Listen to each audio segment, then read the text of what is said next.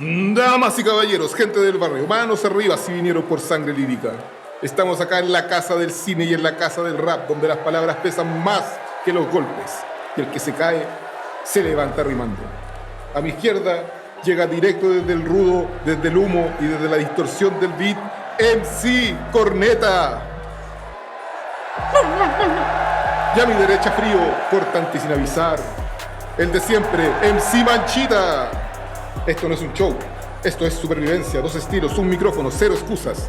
Jurados atentos, el público decide y cuando suena el beat, comienza la guerra. DJ, spin that shit.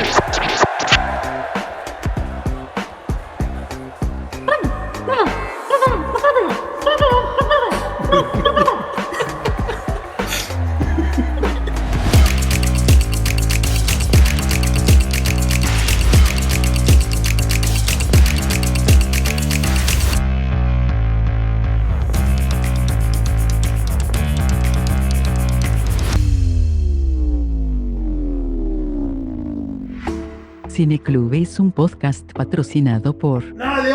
¡Si nadie paga! ¡Pero somos independientes! Cierto, pero tú puedes apoyarnos con un café en Breña Coffee, seguirnos y comentar en redes sociales y recomendarnos a más amantes del cine. Buena universo de Cineclub. Ay, la weá que hacemos por darle el gusto al Peter, weón. Todos con la mano arriba. Oye. Si quieren saber quién es MC Corneta, tienen que ir al capítulo de Érase una vez el hoy. El recuerdo. Sí. Oye, pero qué gracioso ese inicio, weón. Muy bueno. Bueno amigos, buenas noches, bienvenidos todos a otro episodio de El Cineclub. Aunque no se hayan dado cuenta que eso era lo que estaban escuchando, este es el Cineclub CL, un lugar donde hablamos de películas que nos gustan junto a nuestro amigo y para reírnos también un rato.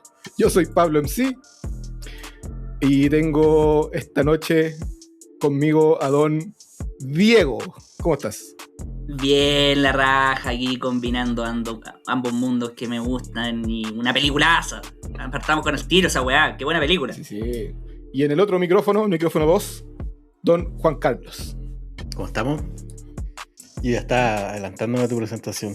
Oye, sí, bueno, honestamente ya estoy perdiendo esa capacidad de delimitar entre si la película es peliculaza o solamente me gusta a mí, pero esta película creo que cumple en los dos terrenos. Creo.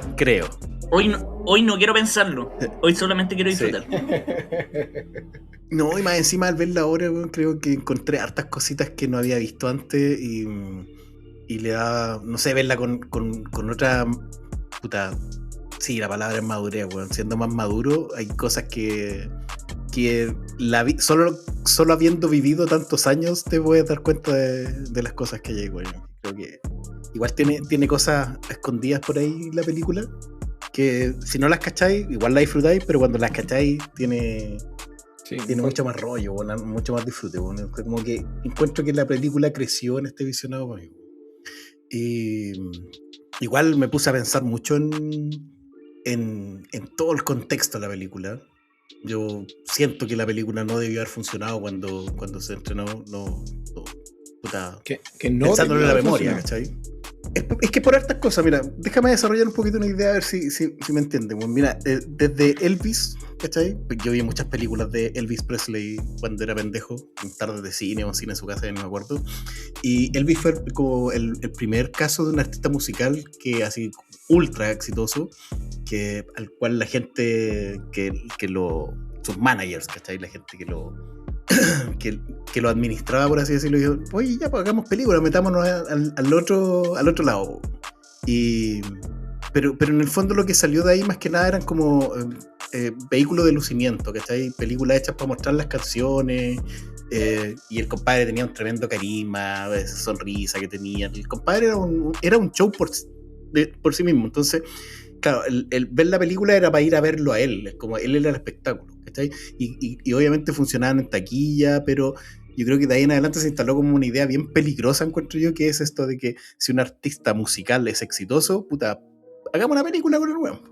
¿cachai? Y de estar lleno, hay un montón de casos así, ¿cachai? También estuvieron los Beatles, también vi muchas películas de los Beatles, pero es otro rollo, ¿cachai? Las películas de los Beatles son como, no son dramas, ¿cachai? No son historias muy desarrolladas, pero son como un documento de la época que yo encuentro que igual son súper interesantes, son un experimento pop, por decirlo de alguna forma. Igual es un cine más ligero, pero entiende el fenómeno, entiende la época y es un registro como audiovisual de ese momento. Entonces, también es un fenómeno interesante, muy distinto a lo de Elvis, ¿cachai? Pero a mí esa cuestión de si vendes discos por el lado de la corriente pop, si vendes hartos discos, podrías estar en el cine, ¿cachai? Y es como para desconfiar un poco, porque está lleno de ejemplos de gente que pasó de la música al cine que fue un éxito, pero también unas que son un montón de cornetazos. Pero esta película a mí siento que podría haber sido solamente la película para meter a un compadre que en ese momento estaba en pleno auge y que más encima era como bien, ¿cómo decirlo? Por este tema de sus letras afiladas. Había mucho padre que no quería que sus hijos escucharan esta música, ¿cachai? Y de repente aparece este compadre actuando en esta película y pasó todo lo contrario, como los mismos papás llevando a sus hijos a ver a Eminem, ¿cachai?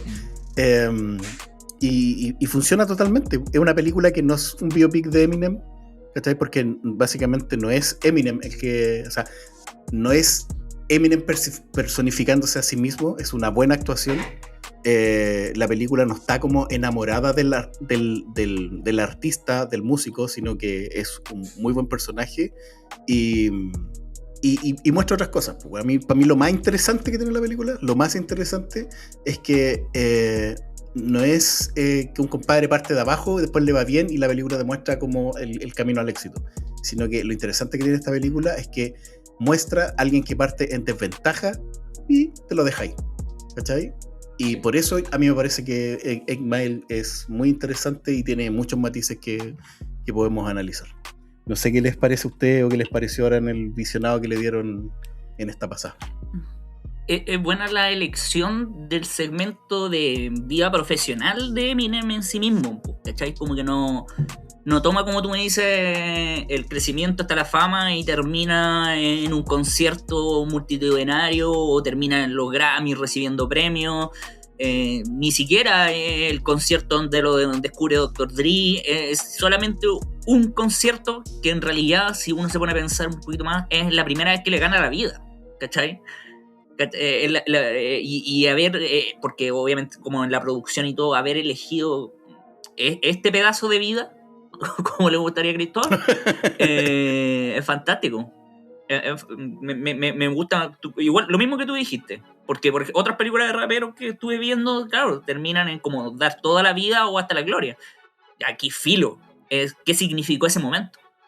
Con esa pequeña introducción que hiciste, Juanca, estaba pensando que es cuático el fenómeno, y es replicable o fue replicado incluso en latitudes muy distintas, tal como Elvis, Sandro también en Latinoamérica hizo películas y trató de sacar muchas producciones copiando el estilo, el aura, el ángel del rey del rock, y tuvo ahí algunos aciertos. Yo recuerdo, no sé, en chico a mi abuela viendo películas de Sandro, etcétera, y era como la misma lógica. Y luego eso se fue llevando y fue evolucionando hasta que crearon los videoclips como los conocimos en el auge de MTV, y eso después se dio la vuelta y después sacábamos directores de los videoclips para el cine, ¿cachai? Como todo fue confluyendo de cierta forma. En ese sentido me parece interesante, pero también me parece interesante en el sentido propio de el hip hop y el rap, porque la cantidad de artistas de hip hop y rap que dan el salto a actuar es tremenda. Yo diría que incluso como porcentualmente es más alta que en otros géneros musicales. ¿Cachai? Onda piensa en Will Smith, piensa en Queen Latifah, piensa en Ice-T, piensa en Ice Cube. Hay un montón de raperos o de MCs que cuando ven que su carrera como rapero se está llegando al ocaso, optan por dar el salto y tratan de incursionar en la actuación. Y también pasa en el sentido contrario, que actores tratan de participar del rap, piensan en Donald Glover, que es uno de los más recientes, por ejemplo. Entonces, como que... y el mismo Tupac, que también tuvo una carrera actoral. Entonces, como que todo este submundo está súper bien conectado, y la historia en particular de Eminem, de Marshall Mathers, claro, en este momento, en esta película, como tuvo tan buena fama, tuvo tan bien aclamada, todo hacía parecer que el weón iba a efectivamente meter una carrera de actuación importante. Le buscaron proyectos, pero no se dio así por X o Y motivo que podremos ir mencionando después. Pero esta joyita que nos dio, a mí también me parece súper brillante. Ahora en esta segunda, o no sé, quizás tercera o cuarta vez que la veo, me gustó, sentí que superó el paso del tiempo, se mantiene bien a través del paso del tiempo, y justamente lo que decían, que no es una película de underdog en que termina ganando en el último round, ¿cachai? No es una Rocky 2, es más bien más cerca de una Rocky 1. Entonces, eso me gustó mucho también, esa sensación que me dejó después de verla nuevamente. Oye, qué buen paralelo te sacaste con Rocky, güey. Porque tiene hartos elementos que la hacen distinta, y bueno, y que todos esos elementos yo creo que son gracias a que la película toma elementos autobiográficos de Eminem y los utiliza de forma inteligente sin pasar a ser un biopic de él, ¿cachai?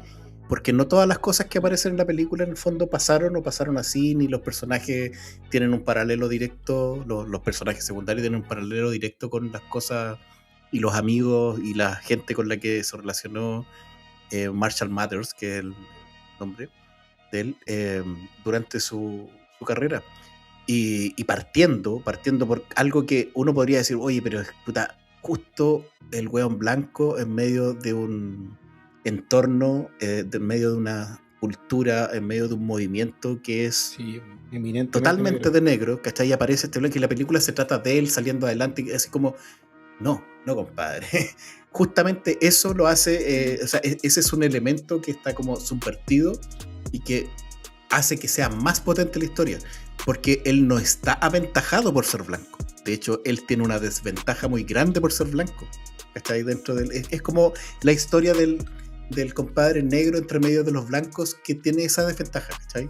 En este caso está muy bien tratado y utilizado ese... Y que es real, ¿cachai? Es un elemento muy real. Ese término que nunca podemos ocupar realmente, que es la discriminación inversa. y en el contexto de su carrera también es cuático, porque o sea, claro, Eminem venía apareciendo en producciones musicales de sus panas, de sus compañeros desde antes del 2000, pero su disco donde realmente salió a la fama y explotó su fanaticada y sacó todo lo que luego conoceríamos como sus problemas familiares, que fundamentaron gran parte de la primera mitad, yo diría, de su carrera, fue con el Marshall Mathers LP, que fue el 2000, y esta película es del 2002.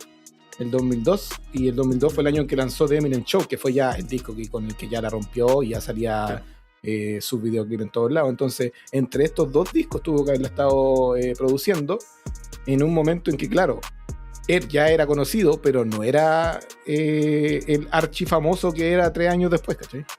Entonces, cuando veis la película, todavía podías preguntarte, si la veías en ese momento, cuánto de esto es real, cuánto de esto no, cuánto de esto es biográfico, ¿cachai? No estaba tan claro.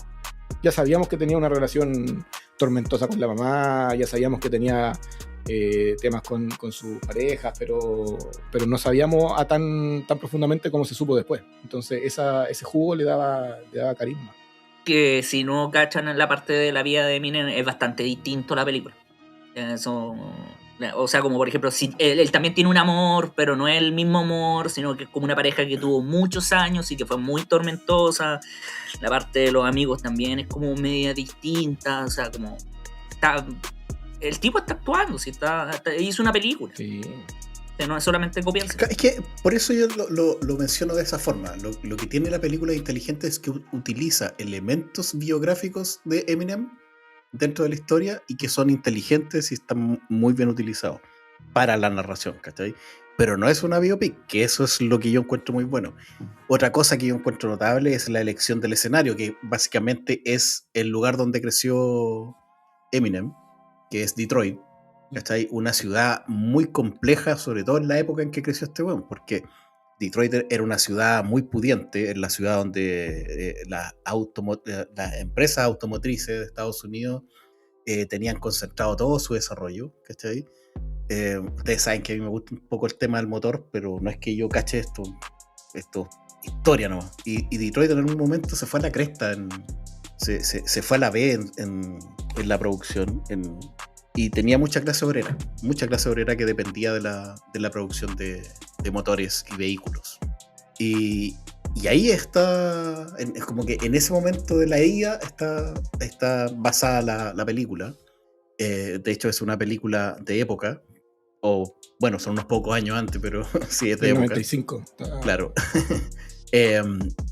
Y yo encuentro que tiene un par de metáforas bien heavy relacionadas con el propio motor, ¿cachai? A lo mejor la que voy a decir ahora puede sonar media sacada de la raja, pero quiero que me la entiendan bien, porque si se dan cuenta, en una escena, a la mamá le regala un auto a su hijo. Le voy a empezar a decir B-Rabbit al personaje para que hablemos en el entorno de la película. La mamá, Kim Basinger, gran actuación, le regala un auto para que, no sé, para solucionarle un problema del momento, pero dice, bueno, este auto te va a servir y te va a ayudar. Y se lo regala, ipso facto el auto no funciona. Y abre el auto y lo primero que vemos es un motor con carburador. Un motor con carburador, para los que no entienden de motor, da lo mismo. Yo les voy a decir que es un motor que en ese momento ya estaba pasado de moda, era un motor obsoleto, ¿cachai? Muy, muy, muy viejo. Y él sabía arreglarlo, ¿cachai? Pero ya le era inútil. Entonces, básicamente, más encima le regala un lastre, ¿cachai? Y con eso, con todos los lastres, más allá, incluso con los apoyos que le dan, él tiene que salir adelante, ¿cachai? Entonces, él tiene muchas herramientas, él sabe hacer muchas cosas, él tiene la voluntad de trabajar en el trabajo más de mierda que tenga, ¿cachai? Pero aún así, como que todas esas cuestiones lo encadenan a un lugar que no lo deja crecer. Y él lo único que quiere es, ni siquiera quiere ser exitoso, él quiere hacer algo que le gusta, ¿cachai? Y este motor lo vemos varias veces en la película, haciéndole pasar malos ratos. En momentos importantes. En momentos súper importantes, ¿cachai? Entonces el lugar, la ciudad y lo que tiene la ciudad, que era como el corazón de la ciudad, no lo deja, ¿cachai? No lo deja crecer. Entonces hasta eso está bien elegido, ¿cachai? El entorno. Y eso es súper biográfico de Eminem, pues. Obviamente él es de ahí y tiene momentos también que me parece que son bien de carácter del personaje. Onda, ¿por qué necesita un auto? Porque él tenía un auto, pero se lo tuvo que regalar a la ex, porque la ex le dijo que estaba embarazada, entonces por eso se quedó sin auto, y le regalan la vea como el hoyo. Le regalan este auto viejo pero gigante, ¿cachai? Donde podíais meter cuando se van a carretear después van 10 hueones dentro del auto al after todos juntos. Es como muy, muy de industria motor de la zona de esa zona de Estados Unidos. Y aparte está el tema que lo combina bien con el ecosistema de ese tiempo del hip hop y el rap, que Detroit está en el centro, en medio de una batalla de dos grandes comunidades, de dos grandes zonas de estrellato que son la costa este y la costa oeste. Y los mismos personajes lo mencionan en la película, que como ya tú preferías Biggie, tú preferías Tupac, ¿no? Mencionan a los Beastie Boys, ¿cachai? Pero como que esos eran los centros neurálgicos de la música hip hop en Estados Unidos en esos momentos, las dos costas. Y Detroit está ahí en el medio, sin ninguna estrella, sin ninguna luz rutilante que llame la atención sobre ellos, y eso es justamente lo que quieren lograr. Permanentemente durante la película están hablando de, no, vamos a poner a Detroit en el mapa, vamos a dar nuestro discurso y vamos a contar qué es lo que nosotros estamos pasando, porque no es lo mismo que están pasando en Los Ángeles, no es lo mismo que están pasando en Nueva York. Y claro que tiene sentido, porque como decía, en ese momento ya se vislumbraba un poco lo que sería la ruina y la decadencia de la industria motor y cómo eso afectó a ciudades como Detroit, a ciudades que tenían que ver con la zona más céntrica de Estados Unidos. Pero esta señal de rap a la que acudimos Pablo y yo fue levantada en el contexto de que Juan Carlos está estudiando algo más sobre música y cine. ¿Por qué esta película, Juan Carlos, fue por la que te dijiste que habláramos? Podríamos haber hablado de no sé cuántas. No, mira, yo lo repetí un montón de veces. Para mí las películas tienen que tener un tema de conversación y yo tengo la combinación como en mi ADN que si el tema trata algo musical me llama mucho la atención.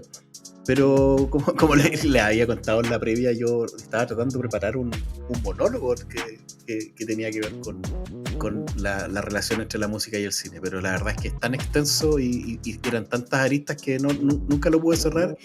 Y siempre recordé que en algún momento Pablo me dijo, oye, hablemos de esta película, y eso fue igual hace rato. Sí, lo habíamos mencionado. Lo habíamos hablado varias veces. Pero a mí lo que me gusta es que esta película tiene muchos elementos que más allá de ¿cómo decirlo? De la música, de las betas que a mí me gustan, y incluso está esto que les mencionaba del tema del motor, encuentro que tiene unos temas de conversación súper profundos, como por ejemplo el hecho de vivir en un entorno, de estar en un entorno que no te deja desarrollarte. ¿Está bien? Ese tipo de cosas a mí que tienen que ver con la conversación que da una película, puta, yo lo encuentro a raja. Y esta es de esas películas. Mira, alguien podría decir, ¿sabes que esta película no es tan buena? Porque tiene motivos cinematográficos, motivos de, no sé, de fotografía. Puede estar en desacuerdo con eso, pero alguien podría decirlo. No me gustó el guión, no me gustó la actuación, lo que sea. Pero más allá de eso, tiene un montón de temas de conversación. ¿Sabes? Además, una de las cosas que también me gusta y que quiero destacar es un retrato de la época. Y esas cuestiones no todas las películas logran. Sí, es súper de la época, es súper del ascenso del hip hop. Y son temas que se mantienen incluso con el tiempo. Onda, si el último disco de Kendrick Lamar, que es probablemente el mejor rapero hoy por hoy, se llama General Motors X, ¿cachai? GNX. Es un tema que todavía está dando vuelta con la industria automotriz americana. Es una herida que no cerró completamente, y lo plasman aquí en la película, por ejemplo, cuando queman la casa que estaba abandonada cerca de ellos porque en esa casa violaron a una niña, se la llevaron. Eso ya era la decadencia de Detroit, ¿cachai? En el 95 ya estaba comenzando ese proceso. Entonces, tema tiene. Y yo creo que lo aborda súper bien. E incluso si queremos irnos a lo más superficial, es una película importante en el sentido de que se ganó el Oscar a mejor canción original. La primera canción de hip hop de la historia que se ganó un Oscar fue Lose Yourself en esta. Tiene premios al guión. No Oscar, pero sí tiene premios importantes del sindicato de escritores, y yo encuentro que tiene un reparto excepcional la wea. Onda, claro, Eminem es el personaje principal y se saca un buen papel, pero estaba, como decías tú, Kim Basinger, está la fallecida Brittany Murphy, que encuentro que también es un personaje tremendo. Sale, que me sorprendió, como les decía hace un rato conversando antes del micrófono, sale Michael Shannon, que también es un personaje un tipo que en verdad yo en cada película que lo veo me parece que aporta algo, y en esta yo lo había olvidado completamente, y su personaje es un weón como viejo comiéndose la mamá de Eminem y como con alguna especie de deficiencia. Weón, es tan bueno su personaje. Es muy bueno. Perdón, es tan bueno lo que hace en el poco tiempo que aparece en pantalla, sí, y cuando Eminem le saca la chucha, no sé por qué, pero es placentero. Solo por haber visto la cara y su forma de actuar. Sí, y tiene el primer crédito de un Avenger, que es una wea que es el Anthony Mackie que hace de Papa Doc. Es el weón que terminó siendo como Capitán América 2, ¿cachai? ¿Quién se hubiera imaginado ese desarrollo de su carrera? Ese loco cuenta una anécdota que cuando tiene que hacer la batalla como Papa Doc al final, como que el día antes Eminem le dijo así como, oye, la idea es que el beef sea como real, así que cuéntame un poco de tu historia. Y le contó cuestiones de su vida y lo que le tira a Eminem en el beef es al actor. Eso como tú fuiste a un colegio privado, vivís con tu familia. Tus papás están muy bien, el matrimonio de tus papás. Tus papás están muy bien, todo eso. Sí, pues. ¿No? Y bueno, en ese sentido era la inteligencia de Eminem, porque él contaba también que claro que tuvo que someterse a no trabajó como estaba acostumbrado, obviamente, porque es un arte distinto, un medio distinto, pero durante mucho tiempo, durante la producción de la película, tuvo como que estar escribiendo las rimas que iba a ocupar en las batallas entre medio de la grabación, ¿cachai? Se la escribía en la mano, entonces aparentemente estuvo como hasta última hora desarrollando los versos que iba a tirar en la escena final, en la escena de las batallas, etc. Qué perfeccionista. Oye, no sé si contamos un poquito. Bueno, tú tenés que tener los datos ahí. Confío plenamente en ti, Pablo, sobre el director. El director es Curtis Hanson, que es conocido por principalmente L.A. Confidential. ¿Sí? L.A. Confidential, es un peliculón. Sí, que se sacó dos Oscars, si no me equivoco, L.A. Confidential. Ese es su principal, pero también tiene En sus zapatos, no es tan conocida, La mano que mece la cuna y Jóvenes prodigiosos.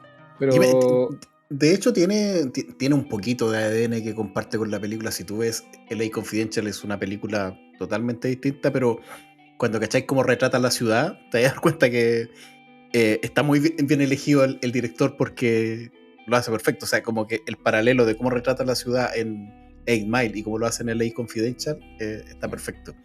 Y está el chistecito de que el productor primero había pensado como director en Tarantino. Ya. Imagínate la weá distinta que sería 8 Mile por Tarantino. No tendría nada que ver con lo que salió. No, y no sé, es que estoy pensando en la selección musical de Tarantino, no tiene nada que ver con esto. No me imagino a Tarantino dirigiendo una película así.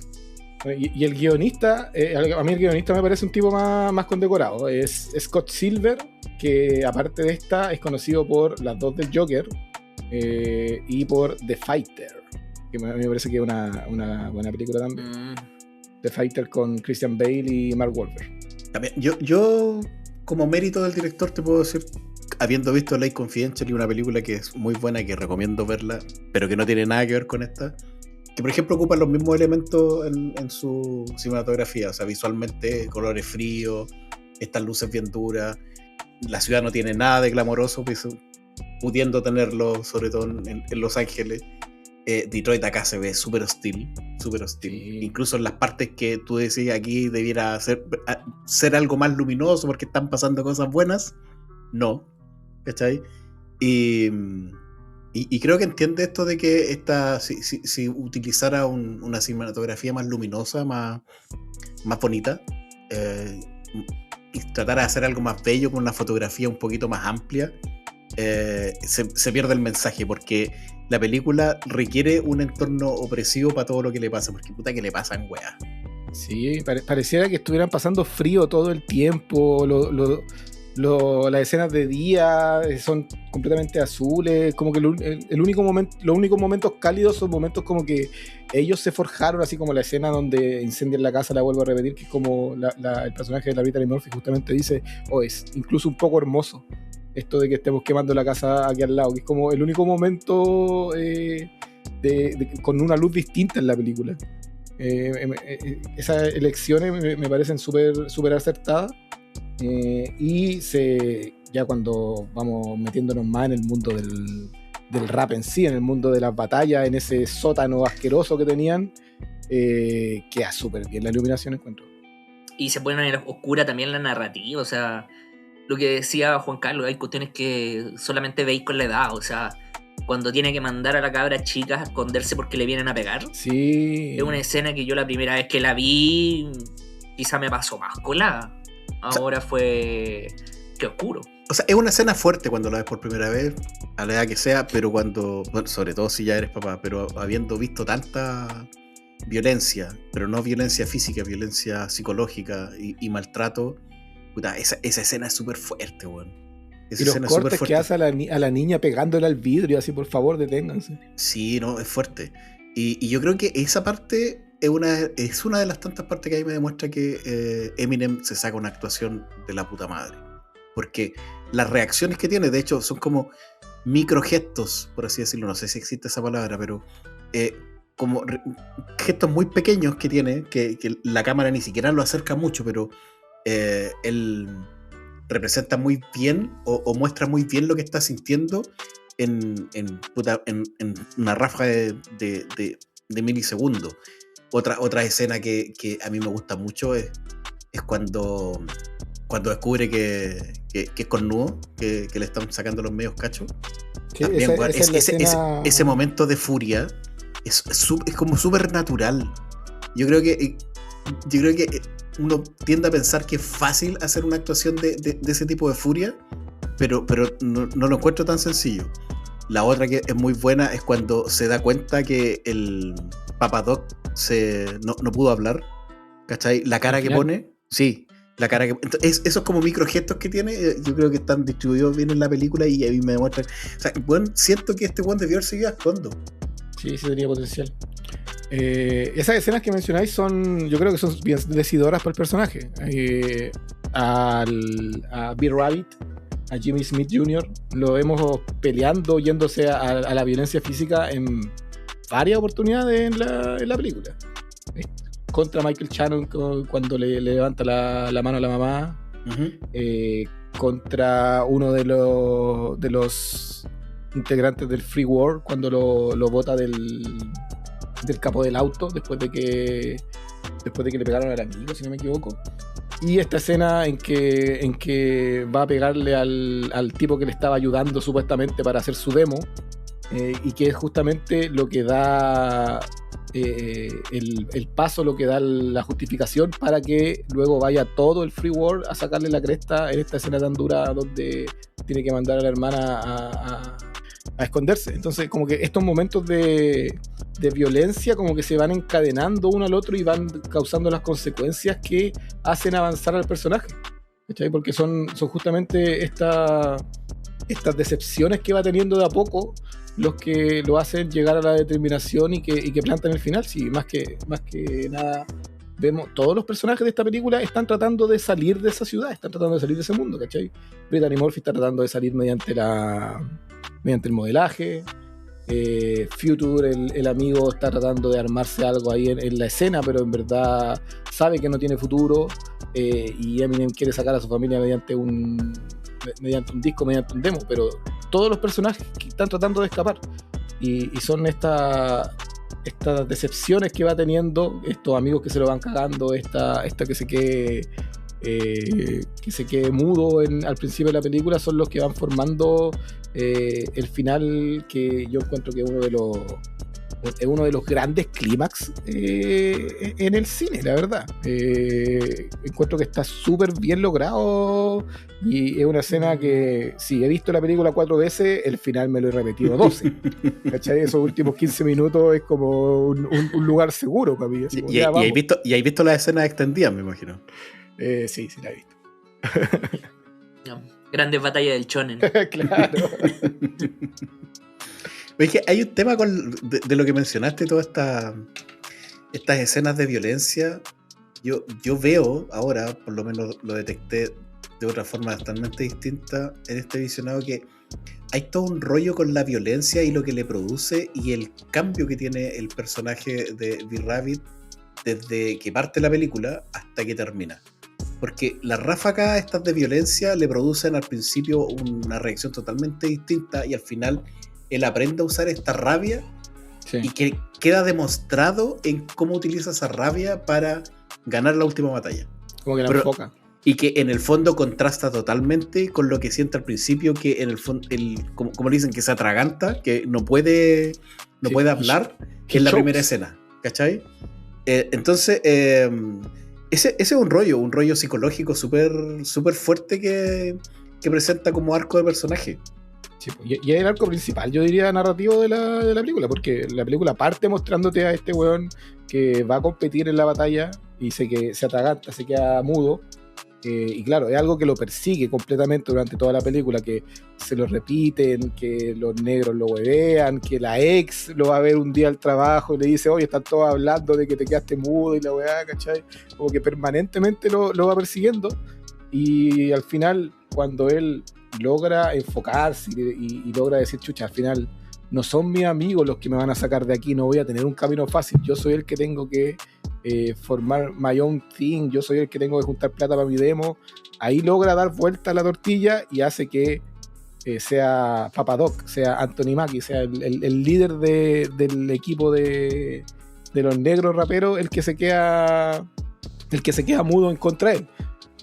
Pero cuando, incluso teniendo esa victoria en ese clímax tan bacán de la película, ¿qué es lo que hace? La película no nos da los brazos en alto, no nos da que le den el título, no nos da que le pasen el trofeo de Red Bull, sino que el tipo va, saluda a su amigo y dice, ya tengo que devolverme a trabajar porque estoy haciendo hora extra. Entonces, ese cambio en el foco creo que es súper bonito. Y a propósito que nombras Red Bull, esta cuestión sí que fue importante para las batallas, por si acaso. Si actualmente estamos viendo que Chile representa en batallas de freestyle con El Menor, con Teorema, con Nitro, un montón de MC populares actual, siempre hay referencia a 8 millas, porque se sabe de que en Latinoamérica esta cuestión fue un boom. O sea, esta cuestión es 2002 y la primera Red Bull es 2005. Sí. ¿Cachai? Así que un fenómeno como el que estamos viendo hasta hoy en día es muy influenciado por esta película. Sí, y particularmente en Chile yo encuentro, porque Chile es una cuna del rap en el subcontinente, yo diría. Era fácil que pegara bien aquí. Hay una pequeña subcultura y tenemos hace un largo tiempo exponentes importantes del género, desde tan atrás como Tiro de Gracia, tan atrás como Maquisa, pero podemos devolvernos hasta los Panteras Negras, el Rapulento y cosas así, ¿cachai? Que en Chile hubo gente adoptando este estilo de música muy temprano en la historia. Entonces yo creo que en nuestro país hay mucha gente que es fanática de esta película. Oye, y igual es interesante el tema por lo menos a mí me llama mucho la atención el tema del freestyle, pero no porque, o sea, en esta película básicamente encuentro genial el final y cómo lo hacen esto de las batallas, pero porque es la primera vez que lo veía, pero yo entiendo que esto también es un elemento biográfico, que es donde parte así como el motor de por qué este compadre quiere ser rapero, es porque disfrutaba mucho participando de esta wea, o por lo menos así entiendo yo que en su biografía está. Pero el freestyle es una cuestión que no era en batalla originalmente. No sé si cachan ustedes ese rollo. El hip hop, que en el fondo es esta cultura, este movimiento que incorpora, y aquí voy a hacer el check para que nuestro amigo Pedrito nos felicite por hacer la diferencia entre rap y hip hop. Que incluye lo que el graffiti, el DJing, no sé cómo sería en español eso, pero hacer de DJ, el disc jockey, claro, el rapear, disco, claro, y el breakdance. Esos eran como los 4 elementos fundamentales en el inicio de esta cultura del hip hop. Y las batallas originalmente no eran como una pelea, ¿cachai? Era como una muestra de talento, ¿cachai? Si te colocabas frente a frente, 2 DJ mostrando tu habilidad y con alguien, con un rapero, ¿cachai? Y con gente bailando, pero no era esta batalla de, ¿cómo decirlo?, de insulto que es ahora. Y esa evolución creo que yo primero la vi acá, ¿cachai? No la había visto antes. Sí. Yo también la vi por primera vez acá. Y después fui entendiendo más de lo que se trataba. Diego había mencionado que el aspecto biográfico era que 50 Cent... No 50 Cent, perdón, Dr. Dre lo encontró como freestyleando. Exacto. En un torneo más grande. Como unos años después. Claro, y ahí parte toda la magia. También hay cameos interesantes de raperos en la película que eran como compadres. Está este weón del Exhibit, el que después tenía un programa de tuneame el auto. Aparece como ese con el que tiene una pequeña batalla en la fábrica de vehículos, en la fábrica de motores. Y el bouncer, el guardia con el que pelea y que después le da como la mano, ese también era un productor de rap. Entonces como que está toda la película cruzada por la subcultura, es imposible sacársela. Toda la música de fondo. Sí. Todo lo que está sonando así, pero no estoy hablando de la música incidental, estoy hablando de que están conversando y hay Wu-Tang Clan al fondo. Porque alguien lo puso. Sí, los carretes, era permanentemente. Y eso le da como cierto ritmo también, le da como cierta cadencia a la película. Encuentro que como que no se detiene, no para. Como decía bien el Juanca hace un rato, claro, todas estas cosas que le pasan a un montón de weas durante la película, pero no tiene ningún momento como para detenerse, a respirar, a reflexionar, ¿cachai? Como que va continuando como si fuera tal un beat de una batalla. Lo que encuentro que es súper bonito. Y tiene escenas también que no son la violencia necesariamente, pero que también se me han quedado marcadas. Por ejemplo, me gusta mucho esa escena donde hace un parafraseo de Sweet Home Alabama. Cuando Con dice Future. Con Future, claro, que ahora volví a revivir en el tráiler con mi mamá. Bueno, yo esa escena, la Sweet Home Alabama, la recuerdo más con esa letra que con la letra original de la canción. Muy buena. Oye, pero ¿sabes qué? Bueno, eso es una muestra de la vuelta así como de las raíces del hip hop y del rap y del DJ, porque es básicamente los orígenes de este como género musical. Hablemos estrictamente musical. Lo que hacían originalmente era tomar como la mejor parte de una canción en esa época, en los 70, de la onda disco, una música disco, ¿cachai? Entonces tomaban un beat que lo colocaban en la tornamesa, ese ritmo lo repetían, que ellos sentían que era lo mejor que encontraban en la canción, y encima de eso rapeaban. Y lo que hacen con este Sweet Home Alabama es exactamente lo mismo. Cantan como el estribillo, que es la parte más importante, y de repente se ponen a rapear encima, ¿cachai? Que eso es el espíritu original de cómo se hace esta música, ¿cachai? No siempre tiene que ser con un beat de bajo, ¿cachai? Sino que puede ser con un pedazo de una canción, con lo que sea. Y esa creo que es la weá más interesante del origen de esta música, por lo menos desde mi punto de vista.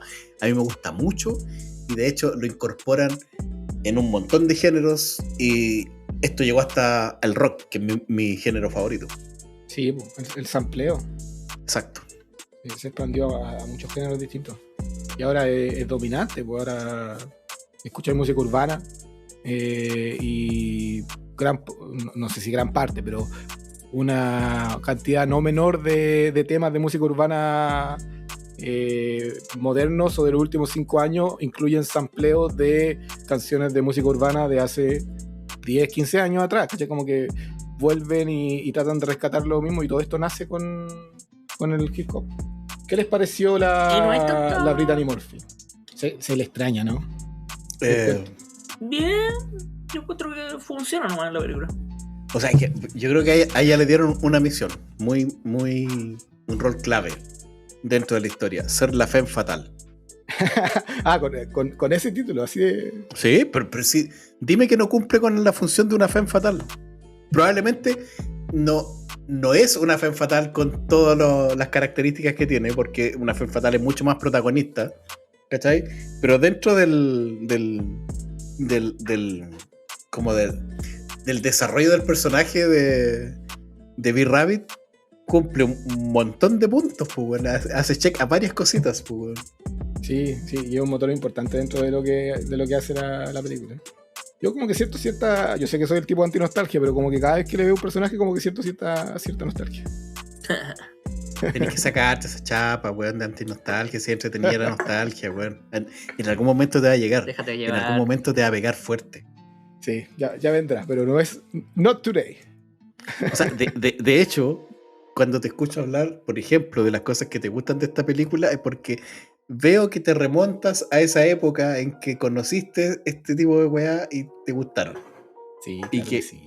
¿Cachai? Entonces, y al final eso es nostalgia, pues. Si estáis disfrutando esta película en el 2025 o 2026 ya, perdón, que es una película del 2020, del 2002, es porque hay algo de nostalgia. ¿Y otras películas de rap, chiquillos? ¿Que hayan visto algunas Películas relacionadas. películas relacionadas?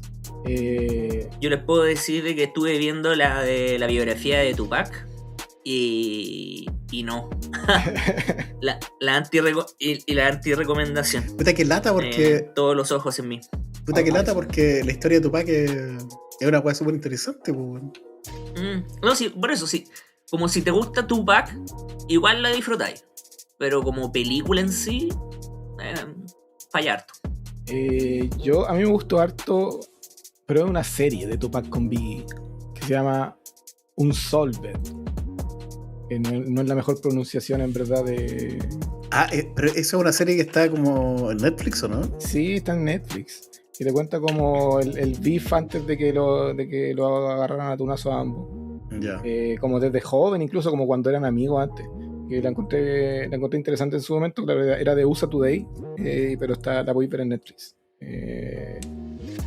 Encuentro que es buena. Bueno. Y la otro que relacionado que he estado viendo últimamente es el documental de P. Diddy, que tiene el chistecito de que Diddy lo estaba produciendo para él quedar bien durante su juicio, durante la decisión de su caso, pero cuando cachó que iba a salir trasquilado, que probablemente iba a quedar en cana, dejó de pagarle al tipo que le está haciendo el documental.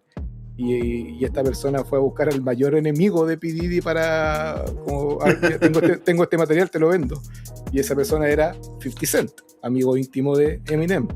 Entonces 50 Cent fue como el que terminó poniendo las lucas para que el documental de P. Diddy, que también está en Netflix, saliera a la luz. Y bueno, ahí también hablan de cómo él metió las manos y sería parte de los responsables de tanto el asesinato de Biggie Smalls como el asesinato de Tupac. Pero claro, ambas no son películas, son series, una basada en hechos reales y un documental, pero tienen todo que ver con la cultura. Ya, oye, puta, me quedé pensando porque me da mucha lata que Dieguito haya sacado la película biopic de Tupac y no sea una buena recomendación, básicamente, porque Tupac es un personaje que encuentro yo súper interesante, no un personaje. Pero ¿cómo se llama esa película? ¿Juicio? Jugo, La- como donde actúa- Juice. Y que justamente iba a recomendar esa porque es una buena película, porque así como Eminem entró a la actuación, bueno, entró y salió a la actuación con 8 Mile y sacó una buena actuación, Tupac, su debut actoral es esa película y es muy buena. Es del... mi memoria. Creo que es como del 92. Bueno, Tupac es un personaje de mi generación, pues de la generación X. Y creo que es más valorable ver una película donde él actúa que ver un biopic, por lo que me estás diciendo tú. Juice es del 92, sí. Ya, es una peliculaza, bueno. Actúa ¿cómo se llama? El doctor el doctor negro de Doctor House. Omar Epps. Omar Epps. Y no, está buena esa película. No, pero yo me estaba tratando de acordar de otra que habíamos comentado, chiquillos, que es Straight Outta Compton. Esa misma iba a decir yo. Ese es un peliculón. Esa tiene muy buena fama. Yo no la vi. Esa tiene muy buena fama y tiene un muy buen soundtrack, porque obvio, pues si la película se trata es como una película biográfica del ascenso de los negros con actitud. Sí. NWA, y si lo dije mal, me da lo mismo. Y bueno, no sé, pues bueno, ahí está Dr. Dre, está ECA, Ice Cube y un par más de raperos. Y esa creo que es una buena biopic, Dieguito, que yo la recomiendo y tienen que verla. Aparte que tiene un tremendo soundtrack. Yo partí inmediatamente después de terminar de ver la película a comprarme el vinilo de esa banda. Sí. Ahora Compton. Destroyer Sí, esa yo no la he visto, me la he perdido, weón. Esa está definitivamente en el watchlist. La otra que se me ocurre, que también es buena, pero es antigüita, sí, del 91, es Boys in the Hood. Los chicos del barrio. Esa es con Cuba Gooding Jr. Sí, con Cuba Gooding Jr. Con Lawrence Fishburne. Es que cachai que volvimos al 90 y algo, porque esa película también es de mi época. Y que sabes que en esa época se hicieron un montón de películas y como dijiste tú en el principio, un montón de actores de la escena rap, puta, actuaban. Sí, pues se pasaban. Puta, Ice-T, yo lo vi en un montón de películas y después empezó a aparecer en un montón de series.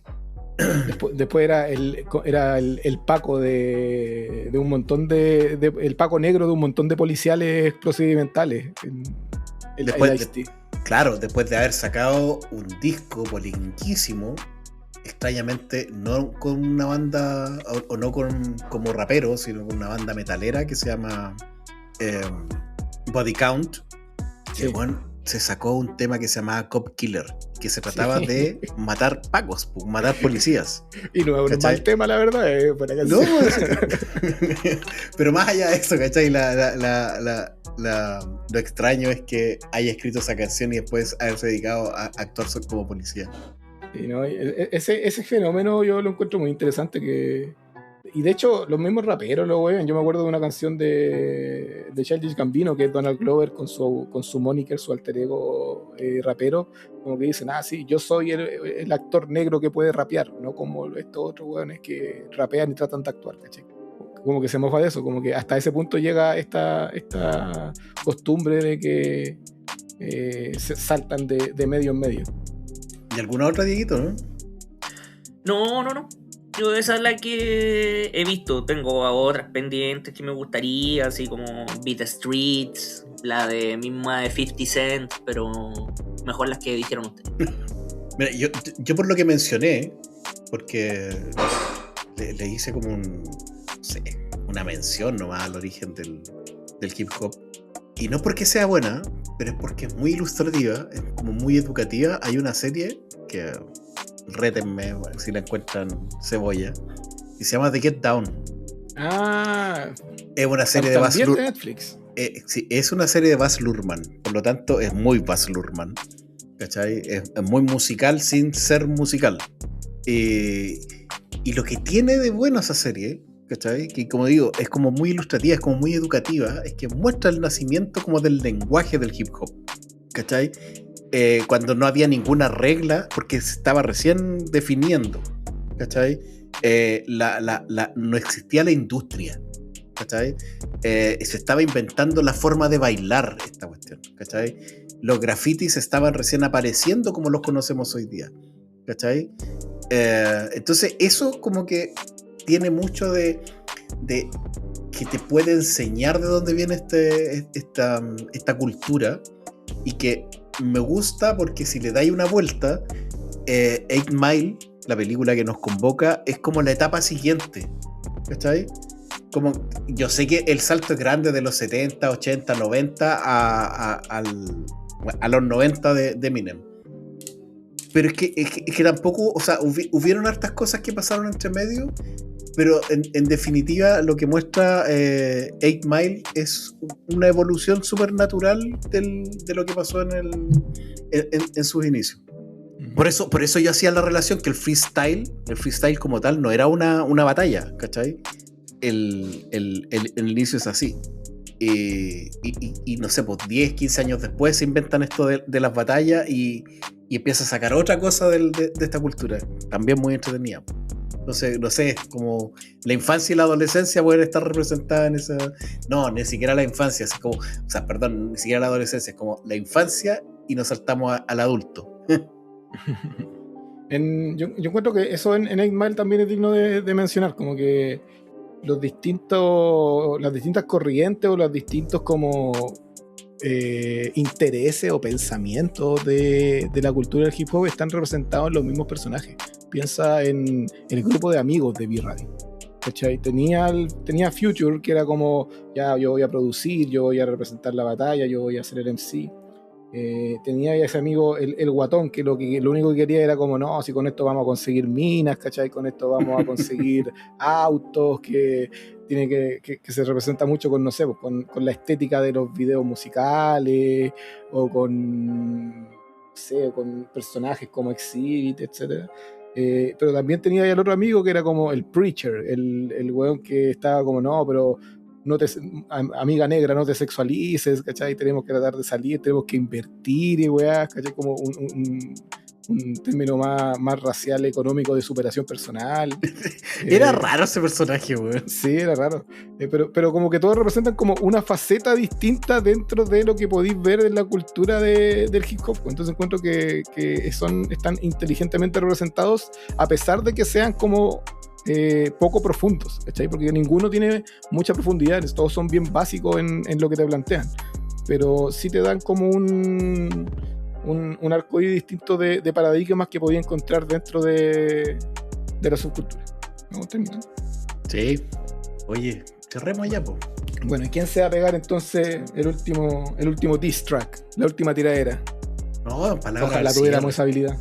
No, estáis locos, yo no, eso no puedo. De hecho, el otro día lo intenté y escrito, ni siquiera hablado, y bueno, me salió una palla. Oye, pero ahora hay batallas de raperos contra payeros, pues, para el 18 hacen esas cosas. Puta, que entretenido, weón. Quiero ver eso, mándenme esos videos, weón. Ya, ok, ahí lo mandamos. No, sí, eso ocurre. Bueno, por eso, pues, esta fue nuestra conversación Ya, de 8 Mile. Todos levanten las manos, vamos con flow. Síganos en redes sociales. Denle me gusta a los comentarios. Nosotros los vamos a hacer una dedicatoria. Nada, cabros, buenas noches. Buenas. Chaleco.